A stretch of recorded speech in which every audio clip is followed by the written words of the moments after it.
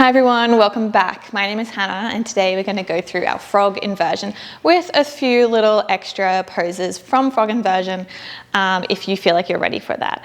So this may be your first inversion, and if it is, please just take your time and re-watch the video as many times as you need so that you can execute it safely. Okay, so let's get started. So we're going to bring our arms through the fabric. So the fabric is behind us, and we're going to make sure that it stays on our sacrum. So it's not in our waist. We're definitely not sitting on the fabric. It's not right on our butt. It's just in that little part that's just below your hip bones and that nice little fleshy part there. So we're going to bring our thumbs forward and really pushing into the fabric here, making sure that you're under the rigging point.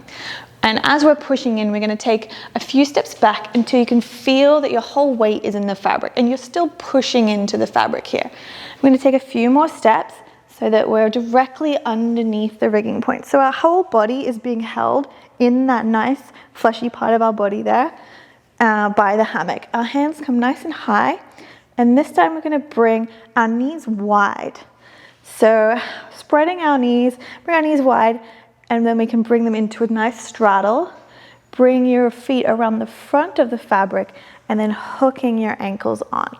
And you can release it down. You can hold on here if you're feeling safe. If you're feeling really secure, you can release it all the way down. So this is our frog inversion. So you have your ankles hooked on here, feeling super secure.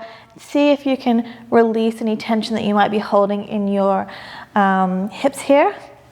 Oftentimes we really clench it up, really pull the feet in, and that will make the fabric feel even more tight around our body. So it's nice just to relax and let the hammock hold you and really feel that nice release that you get here in our spine.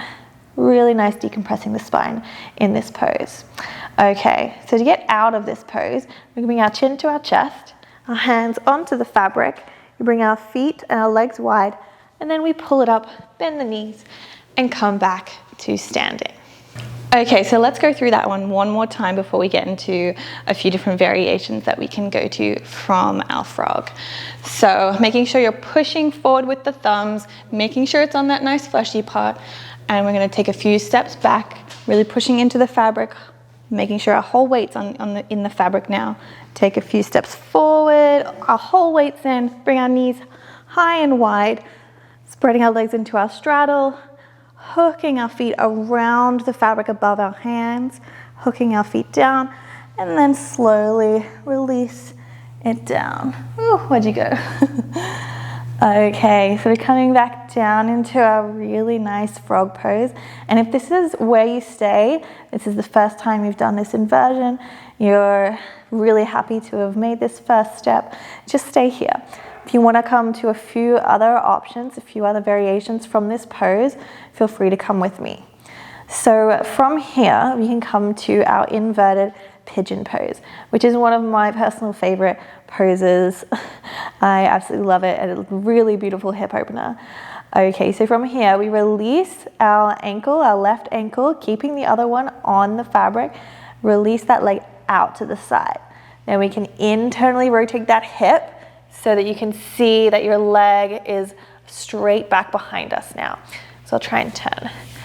And then from here, you can stay here. This is one option. Make sure you point that toe. Or we can bend that back knee. And then you can see if you can grab a hold of that foot and then really push into the foot with that hand, opening up the chest. You may have a little spin.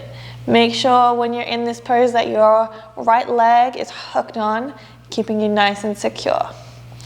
So this should be a really beautiful hip opener and back bend. It's a really nice stretch. Yeah, one of my favorites because I love a hip opener, I love a back bend, and I love an inversion. So this is all those good things in one. Okay, so when you're ready, if you are in this pose, release that leg back out, rotate that hip, and then bring it back around the front of the fabric. Okay, and then we have to repeat on the other side. Make sure you hook that foot back onto the fabric. Release your right leg out to the side.